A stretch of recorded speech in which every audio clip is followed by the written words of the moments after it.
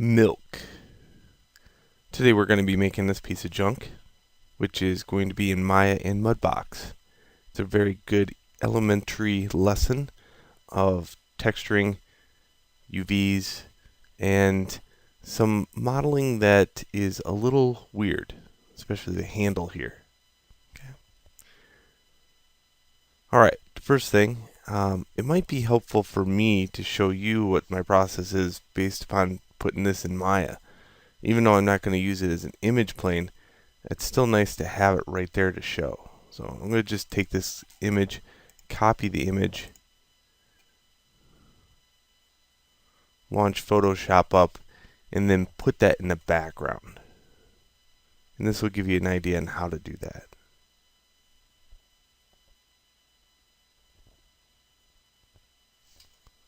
Okay, here's Photoshop. Remember, I copied that already. So I go File, New, and I'm just going to make a nice little 1024 by 1024 map.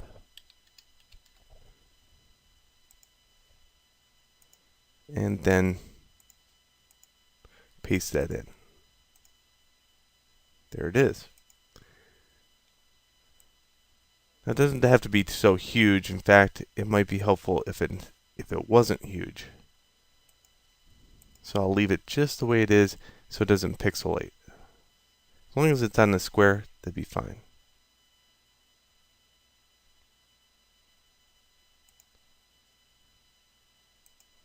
Let's save as. And for here, we're just going to make a new thing called milk.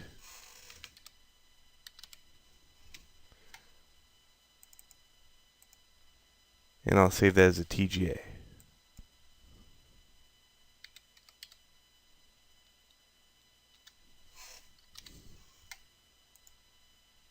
(24-bit).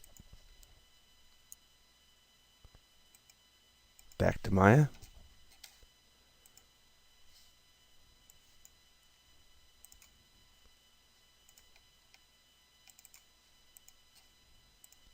Go into Window Rendering Editor's Hypershade.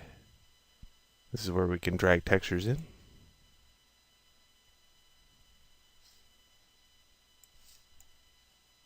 Go to the Texture tab and drag in milk. There we go. Now let's just launch a plane. And I made that plane by making sure that Polygon Primitive's interactive creation was off. And then if you click the plane, it automatically appears. Alright, let's take this material. Let's go to a new Lambert. Rename it to Can. Go to Textures, middle mouse button, click and drag it, and choose Default. Okay, and then you can middle mouse and drag this one to here. So middle mouse button, drag it over to the plane.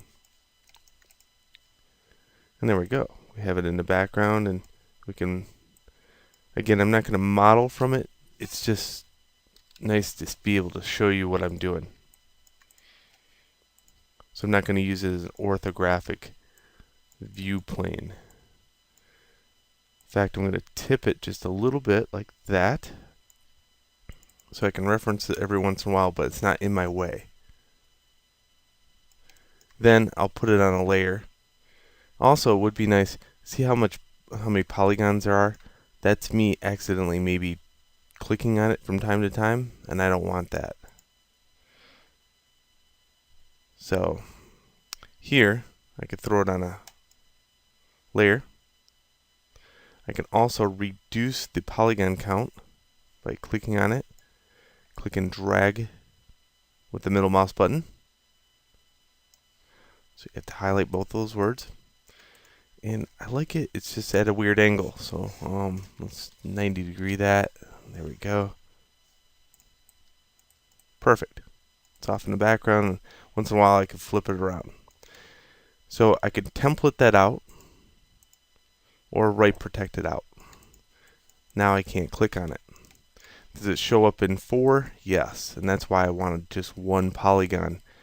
That way I'm not accidentally getting distracted by it. So go back to 6 on the keyboard. And that's how you mount like a nice little image in the background. Let's continue in the next video.